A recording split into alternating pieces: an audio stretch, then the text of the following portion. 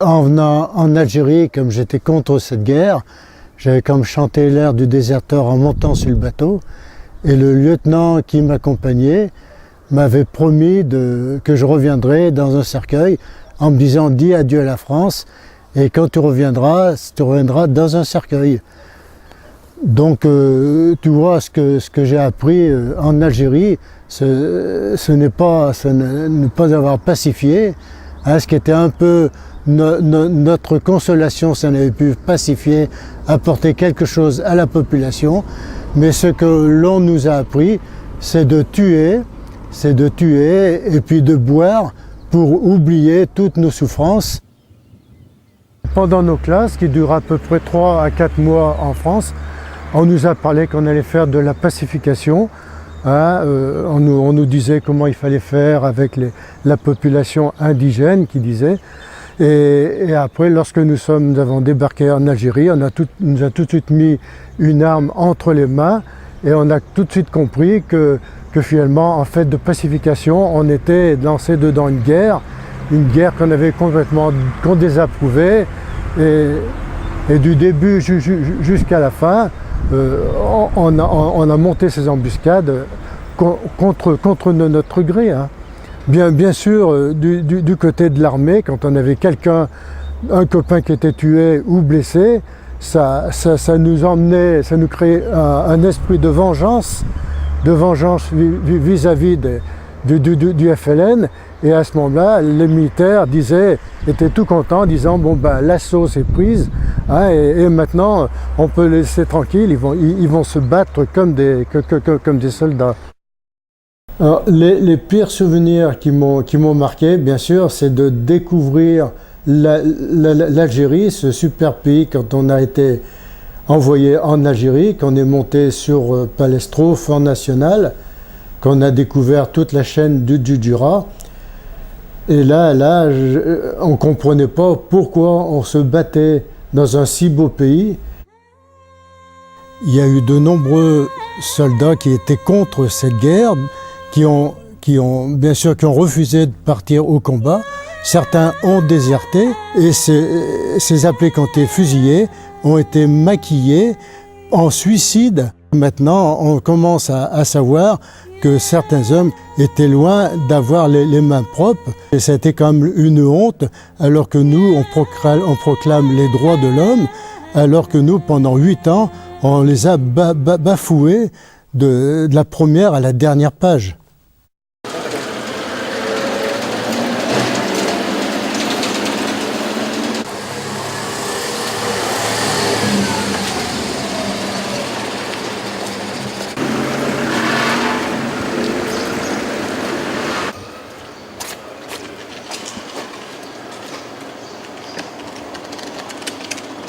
Donc c'est bon, la cuisine était ici. On rentrait de la salle des fêtes par une petite porte qui se trouvait là.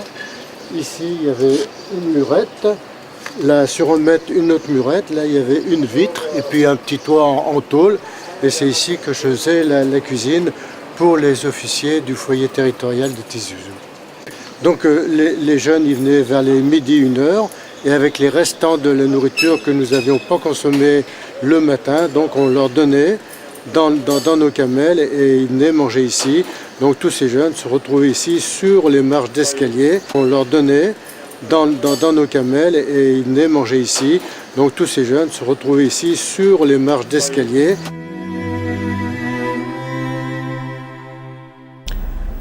« 50 ans après, on n'a pas oublié leur souffrance, leur misère.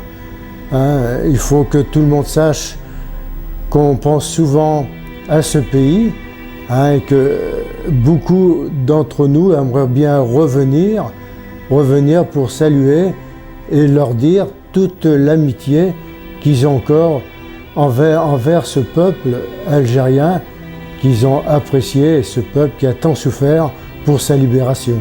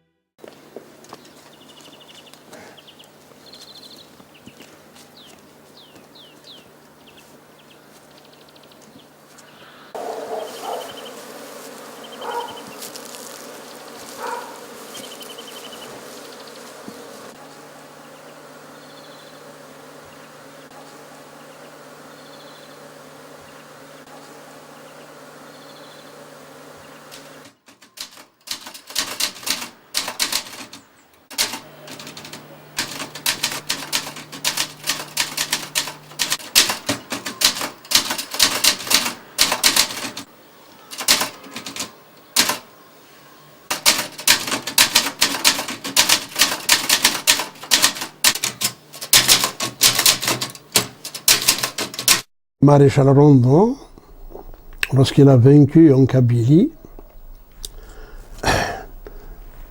les troupes françaises ont commencé à appauvrir la population. Parce que la devise des colons et des militaires à l'époque, c'était pour que l'indigène ne se révolte plus, il faut l'appauvrir. Et qu'est-ce qu'ils ont fait? Ils ont commencé à détruire les oliviers.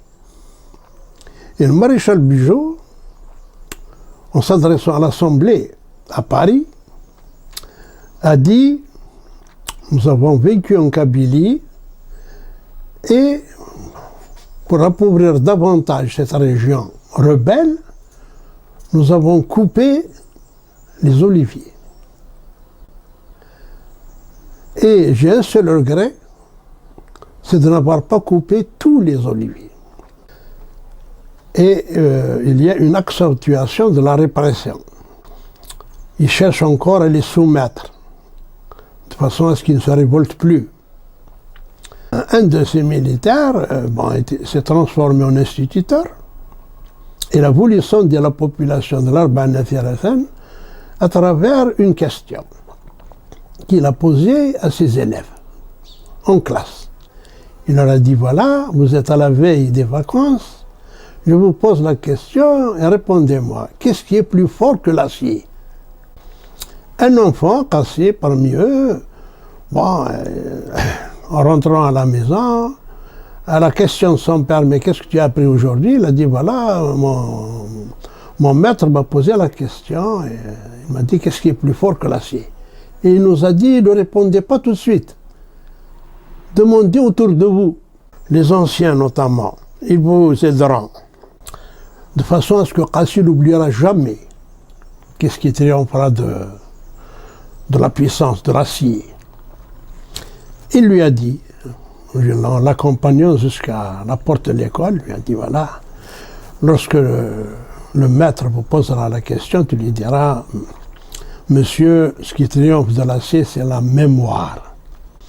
Et à ce moment-là, le sourire a disparu des lèvres de l'instituteur officier. La mémoire, c'est l'esprit humain.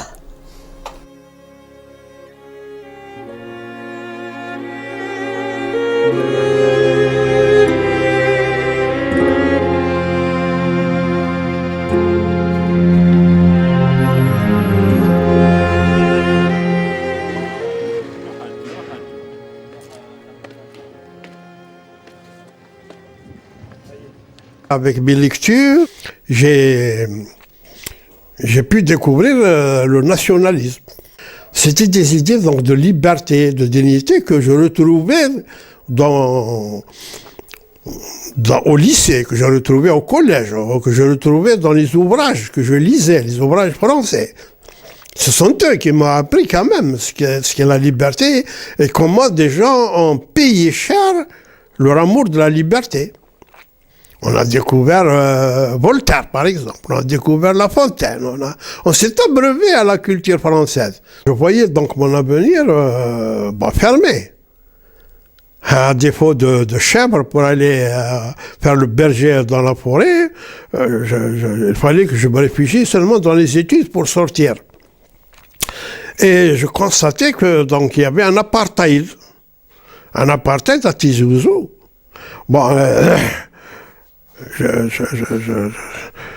Le Français, lui, était bien habillé, était bien nourri, alors que l'indigène était mal vêtu et la proie des parasites, des poux.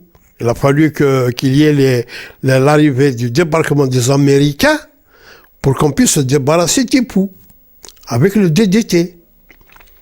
Voilà les débuts, comment j'ai découvert la vie. En 1956, à l'appel de l'UGMA, j'ai donc fait grève de la scolarité, grève des examens. Nous étions à 8 jours du bac. Et évidemment, l'appel de l'UGMA, c'était de rejoindre le maquis. Après donc une période d'observation à Tizi Ouzou, où j'étais inactif, oisif, j'ai été contacté par le réseau FLN.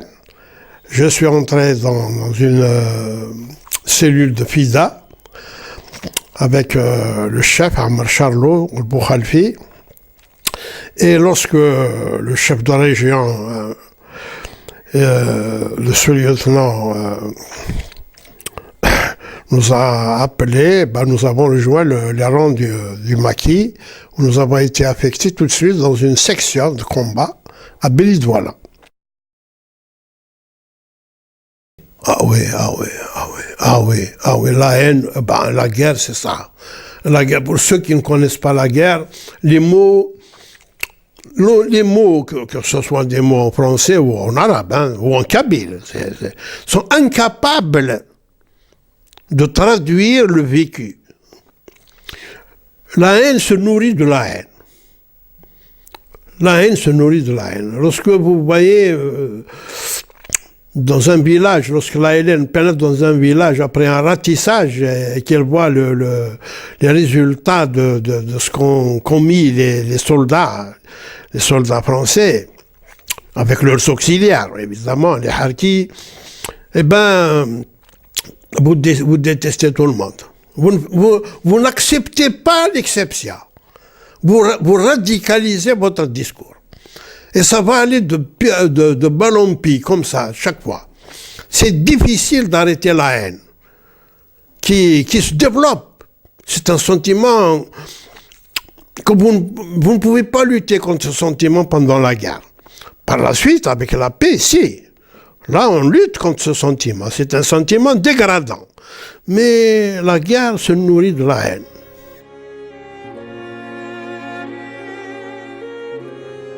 À la suite d'un accrochage assez sévère, puisqu'on avait fait appel aux parachutistes et à la Légion étrangère, donc les troupes extérieures sont venues, ils ont ratissé, ils ont visité tous les villages, toutes les maisons, hein, et on ne sait pas trop bien ce qui s'est passé, est-ce qu'il y a eu des viols, est-ce qu'il y a eu des tueries. Donc à la suite de ça, une fois que les paras, les légionnaires étaient partis, nous, de notre côté, on a repris notre travail habituel de contact avec la population. Mais les enfants, quand ils nous ont vus arriver après en patrouille, ils ont eu peur, ils se sont précipités dans les jupes de leur mère. Et j'ai fait un rapprochement en disant, mais nous, on se conduit comme les nazis en Algérie.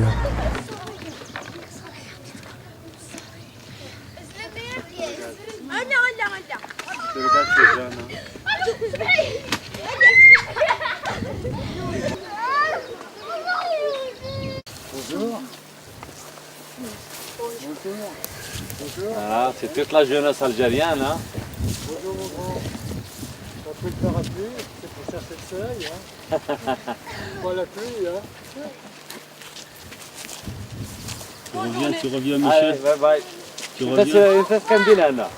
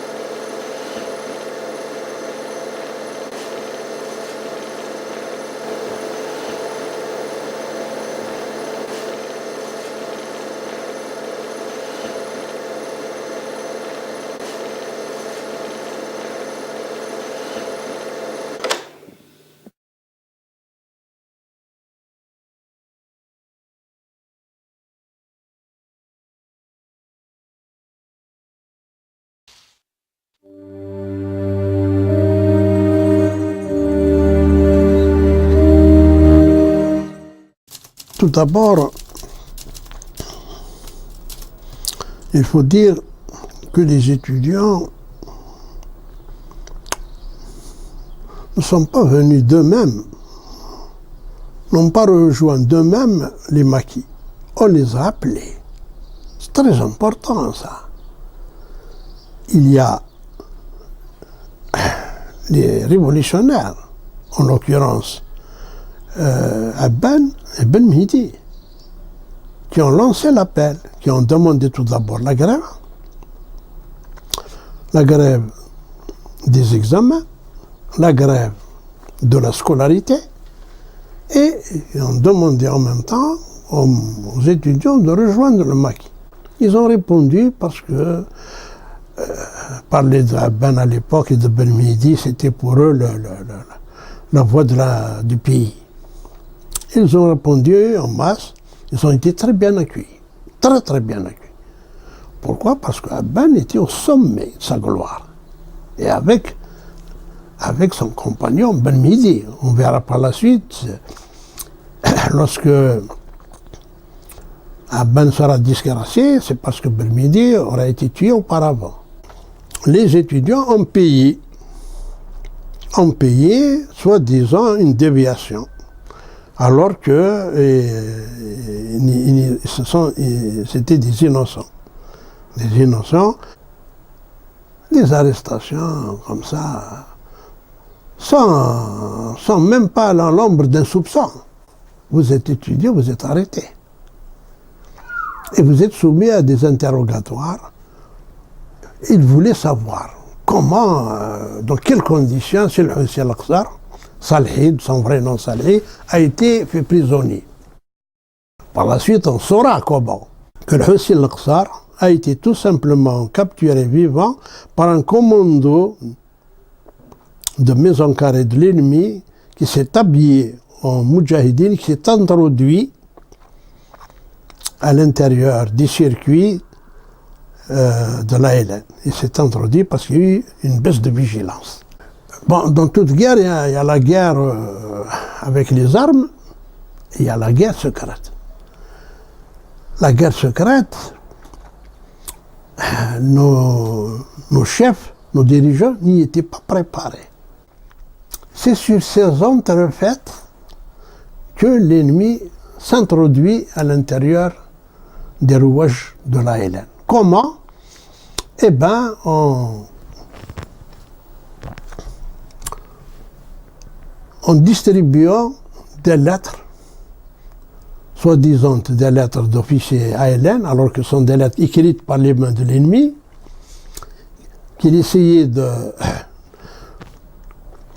distribuer dans ce qu'on appelle les boîtes postales, notre service de renseignement et liaison, pour mouiller certains. Et comme ce service de courrier était contrôlé, ceux qui parrainaient la Bleuite, comme à l'opération Purge, ont découvert ces lettres. Et ils ont cru à leur authenticité, alors que c'était des lettres pièges. Et c'est des preuves fallacieuses. Mais ça leur a suffi. En attendant, ils ont fait beaucoup de victimes. J'étais secoué par les tortures. J'étais arrêté, j'ai été torturé plusieurs fois. Bon, à la faveur de l'amnistie du GPR, la constitution du GPR, c'est le GPR qui a mis fin à la Bleuite.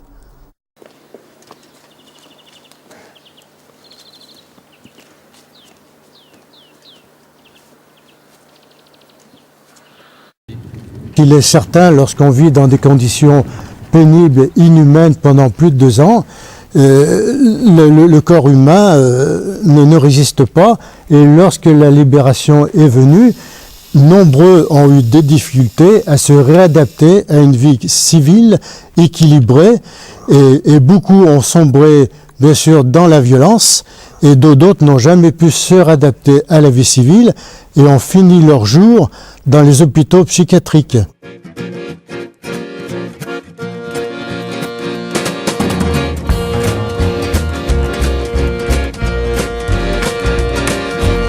C'était l'époque des yéyés, et à Paris comme à Alger, le week-end c'est sur la piste que la jeunesse danse le twist.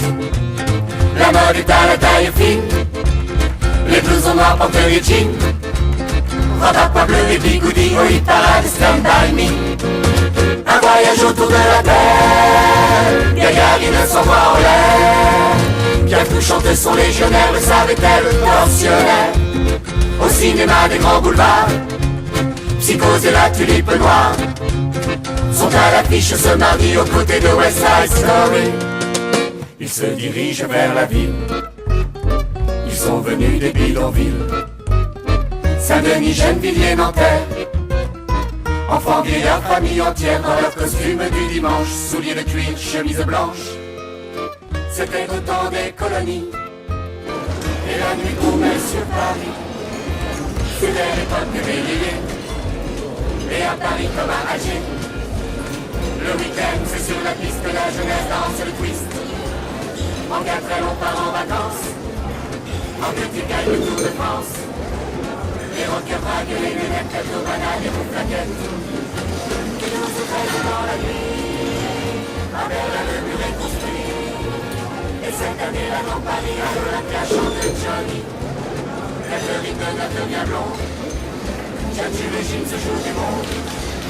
De Gaulle dirige la nation, Léon Ferré chante Aragon. Ils se dirigent vers la ville, ils sont venus des bidonvilles. Saint-Denis, Gennevilliers, Nanterre, enfants, vieillards, famille entière, et par centaines et par milliers, ils sont venus manifester. C'est au couvre-feu de Papon que sans violence ils disent non. C'était l'époque des yéyés, la capitale est accueillie. Se reconnaître, capable et coupable d'horreur. C'est vrai. Et elle est de qui cette phrase? Pareil, c'est celle du père, j'ai plus son nom en tête, D'accord. qui a fait la guerre d'Algérie et qui a énormément souffert pendant la guerre d'Algérie. Et maintenant, il consacre sa vie pour les jeunes délinquants, essayer de les remettre sur un droit chemin. D'accord. Ok.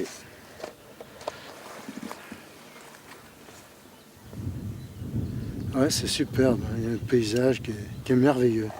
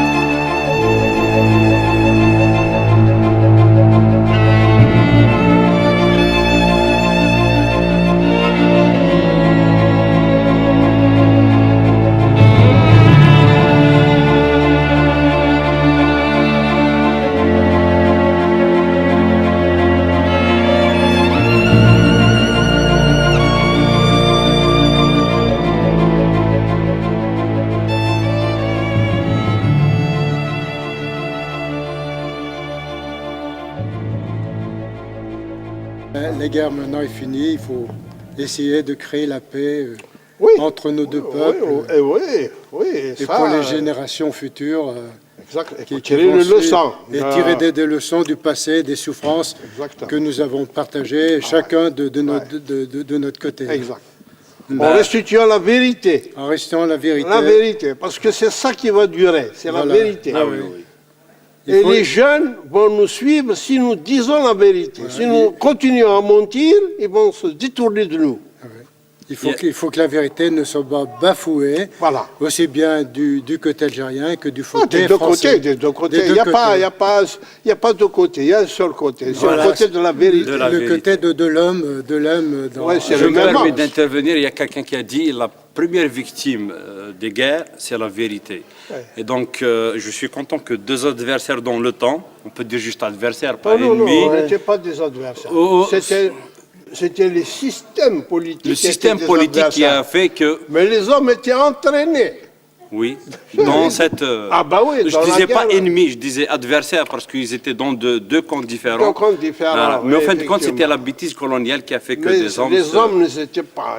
Oui. Mais le système, il y avait un système colonial qui refusaient aux habitants de ce pays de vivre dans la liberté et la dignité. C'est tout, voilà.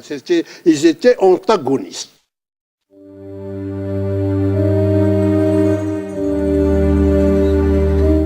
Donc il y avait quand même dans le Jura de nombreux chasseurs alpins, Oui. mais en principe, bien sûr, ils menaient des embuscades, mais on essayait d'avoir de bons contacts avec la population, apprendre à lire et à écrire aux enfants, hein, soigner les malades, mais bien sûr, c'était en dehors des embuscades.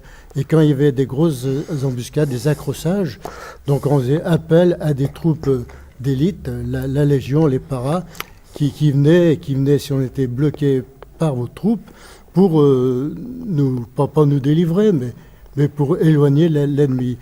Qu'est-ce que vous pensiez de ces régiments qui étaient un peu humains comme les chasseurs alpins? On ne faisait pas de distinguo, c'était la guerre. Celui qui était en face de nous, qu'il était parachutiste ou alpin, était identique.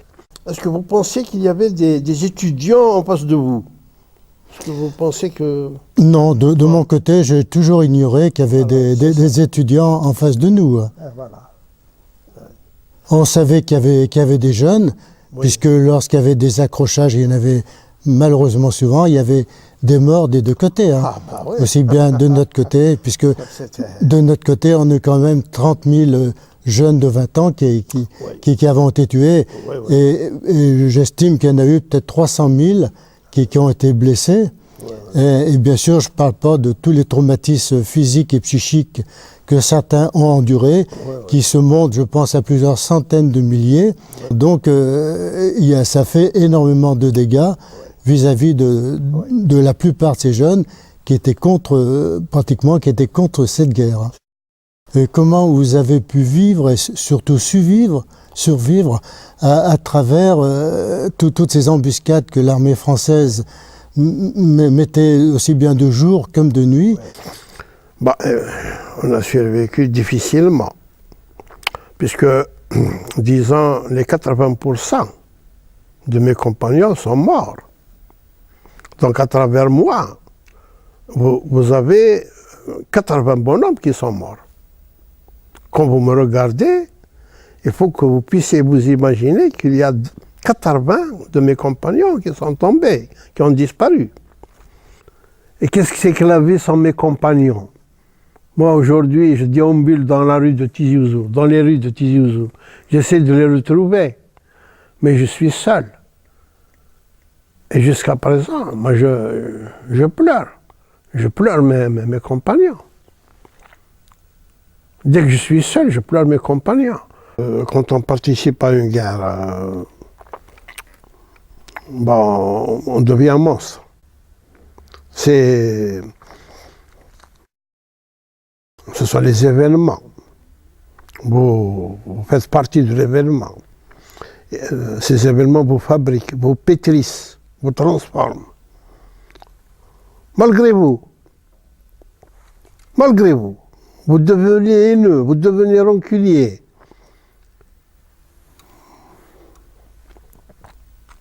Mais le mental, l'esprit, quand il a été traumatisé, quand il a été troublé, il ne se calme pas aussi facilement.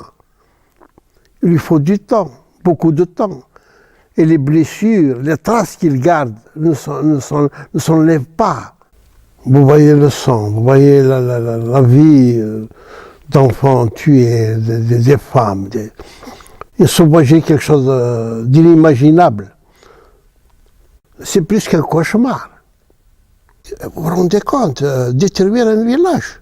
Un village, c'est une mosquée, il y a des cimetières, il y a des fontaines, il y a des habitations, il y a des places, il y a une mémoire. Vous vous rendez compte qu'est-ce qu'ils ont fait?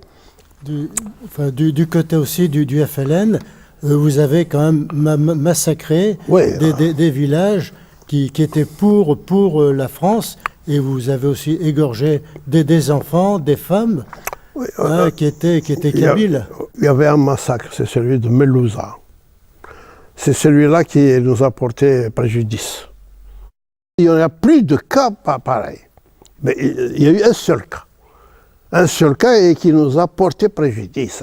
Alors ça vraiment, et tout le monde s'en est rendu compte.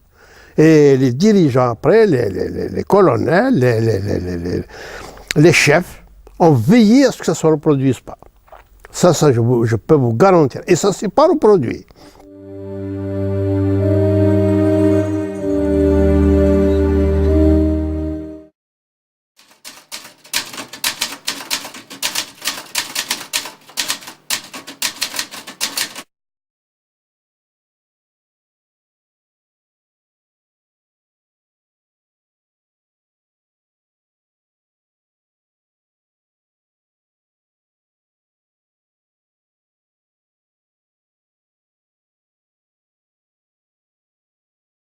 Pourquoi et pour qui te bats-tu? Ta patrie est-elle en danger? Tes libertés sont-elles menacées? N'est-ce pas pour défendre les privilèges exorbitants de la grosse colonisation? N'est-ce pas pour étouffer les aspirations d'un peuple et l'empêcher d'accéder à la liberté? Tes ancêtres doivent frémir dans leur tombe, eux, les semeurs des républiques, qui ont tant lutté pour faire de la France le berceau de la liberté dont tu veux faire, toi, le dernier bastin du colonialisme.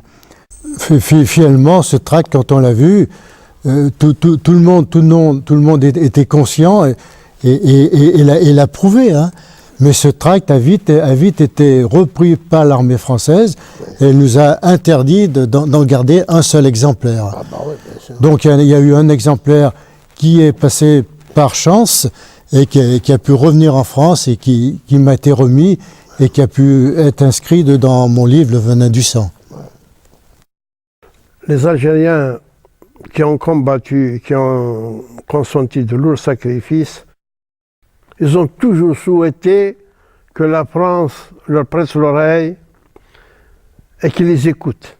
Et qu'ils ont cru dans les valeurs que la France avait répandues dans ses écoles. Ils ont cru. Je parle de nos dirigeants, des révolutionnaires et même des combattants. Donc ce n'est pas la France en tant que nation, en tant que peuple, qui a été combattu, mais c'était le régime colonial, le régime abject, qui s'est toujours opposé à l'émancipation de l'indigène. On s'est obstiné, parce que l'indigène reste toujours un esclave. Parce qu'il y avait un genre d'esclavage, un genre d'apartheid.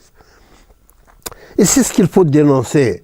Mais qu'il y ait des monstres encore, même dans l'Assemblée, dans l'enceinte de l'hémicycle de l'Assemblée française, qui font une loi comme ça, une loi scélérate, qui positivise la colonisation, mais ça, c'est la fin de tout. Et puis on va parler d'amitié. Tu mens effrontément comme ça et tu me tends la main. Ce sont des baisers de Judas, ça. De mon côté, le message que je pourrais te fournir, sache que un grand nombre d'appelés du contingent étaient contre cette guerre. La majorité n'ont pas participé aux opérations de torture. C'était des unités spécialisées et que bien sûr, tous ces massacres, quand il y a eu des massacres, nous, de notre côté, on les désapprouvait. Une grosse partie des appelés du contingent étaient contre cette guerre inutile et l'avenir nous a prouvé qu'effectivement, on avait raison et qu'on aurait pu intelligemment, nos hommes politiques, que ce soit de Guy Mollet jusqu'au général de Gaulle, ne pas attendre 8 ans pour essayer de trouver un accord politique intelligent et qu'on évite tous ces massacres, toute cette misère qui ont découlé de cette guerre. La guerre m'a appris une chose.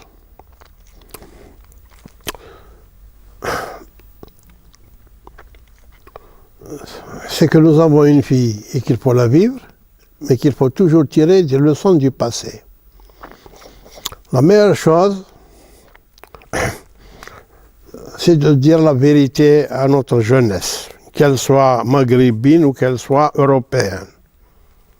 La vérité. Mais si nous travestissons la vérité comme nous le faisons aujourd'hui, ils ne nous croiront pas. Et ils n'accepteront rien de nous. Et à ce moment-là, on retombera toujours dans le même gâchis.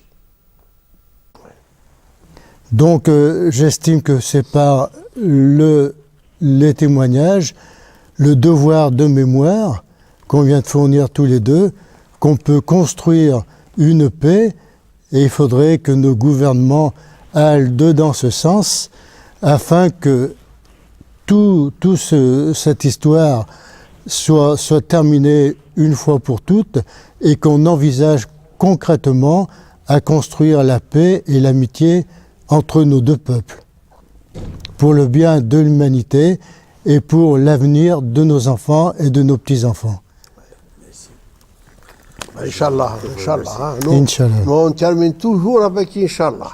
Parce que moi, je suis croyant. Oui. Je suis croyant et je dis, j'invite toujours avec moi le secours de Dieu. Oui. Voilà. Que Dieu écoute notre parole et nous aide dans notre action quotidienne. Exact. Il est avec nous aujourd'hui.